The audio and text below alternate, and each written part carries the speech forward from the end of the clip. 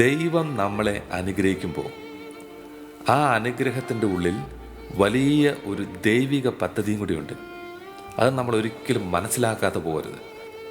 ഈ ദൈവിക പദ്ധതിയെ നമുക്ക് തിരിച്ചറിയാൻ പറ്റാതെ പോയാൽ നമ്മുടെ കഷ്ടപ്പാടിൽ, നമ്മുടെ വേദനയിൽ നമ്മളെ കർത്താവ് അനുഗ്രഹിച്ചതിനെ ഓർത്ത് കർത്താവ് ദുഃഖിക്കും. അല്ലെങ്കിൽ നമ്മളൊന്നുമില്ലാതിരുന്ന അവസ്ഥയിൽ ആ അവസ്ഥയെ നമ്മളെ പ്രത്യേകം കർത്താവ് അനുഗ്രഹിച്ചുയർത്തിയെങ്കിൽ ഈ അനുഗ്രഹിച്ചുയർത്തിയതിൽ കർത്താവ് സംതൃപ്തനാകില്ല. നീ ഇങ്ങനെ നല്ല ഭൗതിക ചുറ്റുപാടുകളിൽ, നല്ല സാഹചര്യങ്ങളിൽ ജീവിക്കുമ്പോൾ ദൈവം നിന്നെ ഓർമ്മിപ്പിക്കുന്ന ഒരു ദൈവിക പദ്ധതിയുണ്ട്. ആ പദ്ധതി എന്താണെന്ന് അറിയാമോ? നിന്നെ കർത്താവ് അനുഗ്രഹിച്ചു, നീ കർത്താവിൻ്റെ മുൻപിൽ മറ്റുള്ളവർക്ക് ഒരു അനുഗ്രഹമായിട്ട് മാറണം. ഒരുപക്ഷെ നീ ആയിരിക്കുന്ന സ്ഥലത്ത് നിൻ്റെ കുടുംബക്കാരെയോ, നിൻ്റെ കൂട്ടുകാരെയോ, നിൻ്റെ ബന്ധുമിത്രാദികളെയോ, അല്ലെങ്കിൽ നിൻ്റെ അയൽവക്കംകാരെയോ ഒക്കെ കൊണ്ടുവരാനുള്ള സാഹചര്യം ഉണ്ടാകും. ഇതൊക്കെ സാധ്യമാകുന്ന കാര്യങ്ങളായിരിക്കും. പക്ഷേ ഇതിനു വേണ്ടിയിട്ട് ഒരു ചെറുവിരൽ പോലും അനക്കാനായിട്ട് തയ്യാറായിട്ടില്ലെങ്കിൽ നിന്നെ അനുഗ്രഹിച്ചതിനെ ഓർത്ത് കർത്താവ് ദുഃഖിക്കും. ഒരുപക്ഷെ നിനക്ക് നൽകിയ ഭൗതിക അനുഗ്രഹങ്ങളിൽ ഒന്നും പങ്കുവെക്കാനുള്ള ഒരു മനസ്സ് ഉണ്ടായിട്ടില്ലെങ്കിൽ നിന്നെ അനുഗ്രഹിച്ചതിനെ ഓർത്ത് കർത്താവ് വേദനിക്കും. പ്രിയപ്പെട്ടവരെ, നമ്മളെല്ലാം വിശ്വാസികളാണ്. ഈ വിശ്വാസികളുടെ പിതാവായ പഴയ നിയമത്തിലെ അബ്രഹത്തെ കർത്താവ് എങ്ങനെയാണ് അനുഗ്രഹിക്കുന്നതെന്നറിയാമോ? ഉൽപ്പത്തിയുടെ പുസ്തകം 12-ാം അധ്യായം അതിൻ്റെ 2-ാം തിരുലിഖിതത്തിൽ വചനം പറയുന്നു, ഞാൻ നിന്നെ അനുഗ്രഹിക്കും, അങ്ങനെ നീ ഒരു അനുഗ്രഹമായിരിക്കും. ഓർക്കുക, അവന് കൊടുത്ത അനുഗ്രഹത്തെ കർത്താവ് എങ്ങനെയാണ് കണക്ട് ചെയ്യുന്നതെന്ന് അറിയാമോ?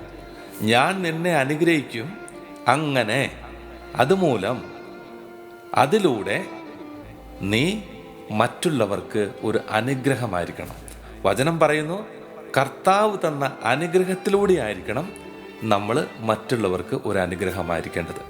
പ്രിയപ്പെട്ടവരെ, ദൈവം നമ്മളെ അനുഗ്രഹിച്ചിട്ടുണ്ടെങ്കിൽ മറ്റുള്ളവർക്ക് നമ്മളൊരു അനുഗ്രഹമായിട്ട് മാറാനുള്ള എല്ലാ സാധ്യതയും ഈ അനുഗ്രഹത്തിലുണ്ടാവും.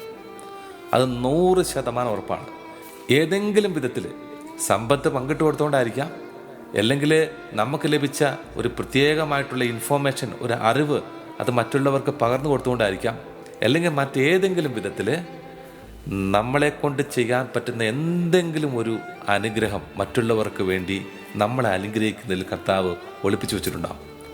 അത് തിരിച്ചറിഞ്ഞ് നമുക്ക് ലഭിച്ച അനുഗ്രഹത്തിലൂടെ നമ്മൾ മറ്റുള്ളവരെ അനുഗ്രഹിക്കാൻ തയ്യാറാകുന്നതാണ് അനുഗ്രഹത്തിൻ്റെ പൂർണ്ണത. നമ്മളിങ്ങനെ ഒത്തിരി ദിവസേന അനുഗ്രഹിക്കപ്പെട്ടുകൊണ്ടിരിക്കുന്നതിൽ കാര്യമില്ല. അതൊരു അനുഗ്രഹത്തിൻ്റെ പൂർണ്ണതയല്ല. എല്ലാ ദിവസവും നമ്മൾ ഓരോ കാര്യങ്ങൾ കർത്താവിനോട് ചോദിക്കുന്നു, അതെല്ലാം നമുക്ക് ലഭിക്കുന്നു. എന്നിട്ട് നമ്മൾ മറ്റുള്ളവരോടെല്ലാം പോയി പറയും, എനിക്ക് ചോദിക്കുന്ന എല്ലാം ലഭിക്കുന്നുണ്ട്, ഞാൻ എന്ത് ആഗ്രഹിച്ച് പ്രാർത്ഥിച്ചാലും നമുക്കെല്ലാം ലഭിക്കുന്നുണ്ട്. പക്ഷെ ഇങ്ങനെ പറയുന്ന ആൾക്കാർ ഈ അനുഗ്രഹത്തിലൂടെ മറ്റുള്ളവർക്കൊരു അനുഗ്രഹമായിട്ട് മാറിയില്ലെങ്കിൽ ഈ അനുഗ്രഹങ്ങൾക്കൊന്നും ഒരു പൂർണ്ണതയില്ല. നമുക്ക് എത്രമാത്രം അനുഗ്രഹങ്ങൾ ലഭിച്ചാലും ആ അനുഗ്രഹത്തിന് ഒരു പൂർണ്ണത ഉണ്ടാകില്ല. പ്രിയപ്പെട്ടവരെ, അനുഗ്രഹിക്കപ്പെടാൻ വേണ്ടിയിട്ട് മാത്രമല്ല നമ്മൾ പ്രാർത്ഥിക്കേണ്ടത്, ലഭിച്ച അനുഗ്രഹത്തിലൂടെ മറ്റുള്ളവർക്കൊരു അനുഗ്രഹമായിട്ട് മാറാനും കൂടെ നമ്മൾ പ്രാർത്ഥിക്കണം. അതൊരു പ്രത്യേക കഴിവാണ്, അതൊരു പ്രത്യേക ബ്ലെസ്സിങ് ആണ്, ഒരു അനുഗ്രഹമാണ്.